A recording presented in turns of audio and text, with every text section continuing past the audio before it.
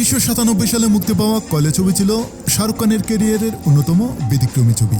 রাকেশ রোশন পরিচালিত এই অ্যাকশনধর্মী সিনেমায় শাহরুখ অভিনয় করেছিলেন এক বোবা তরুণের চরিত্রে। তার বিপরীতে ছিলেন মাধুরী দীক্ষিত। মুক্তির আগে ছবিটি নিয়ে দর্শকদের মধ্যে ব্যাপক আগ্রহ থাকলেও বক্স অফিসে প্রত্যাশা পূরণ করতে পারেনি এই ছবি। সেই ব্যর্থতার ধাক্কায় ভয়াবহ আর্থিক সংকটে পড়েছিলেন পরিচালক রাকেশ রোশন।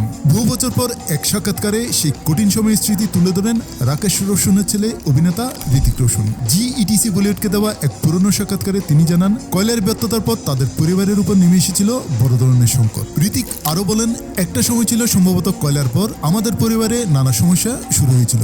বাবা তার উপার্জনের সবটুকুই হারিয়ে ফেলেছিলেন। চারদিক থেকে সমস্যা এসে ঘিরে ধরেছিল। সে সময়ের একটি ঘটনা আজও তার মনে গভীরভাবে গেঁথে আছে।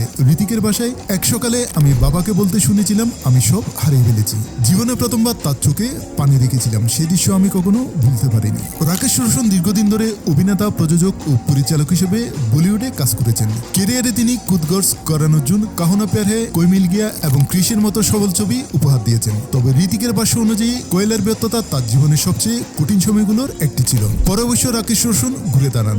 2000 সালে ছেলে ঋতিক রোশনকে নিয়ে নির্মাণ করেন কাহো না প্যার হ্যায়। ছবিটি শুধু সুপারহিট হয়নি, ঋতিককে রাতারাতি বলিউডের নতুন তারকায় পরিণত করে। এরপর কোই মিল গিয়া ও ক্রিস সিরিজের মাধ্যমে পরিচালক হিসেবে আবারও নিজের সাফল্যের ধারাবাহিকতা প্রমাণ করেন রাকেশ রোশন। ঋতিকের মতে, তার বাবার জীবনের সবচেয়ে বড় শিক্ষা হলো ব্যর্থতা যত বড়ই হোক না কেন সেখান থেকে আবার নতুন করে শুরু করা সম্ভব।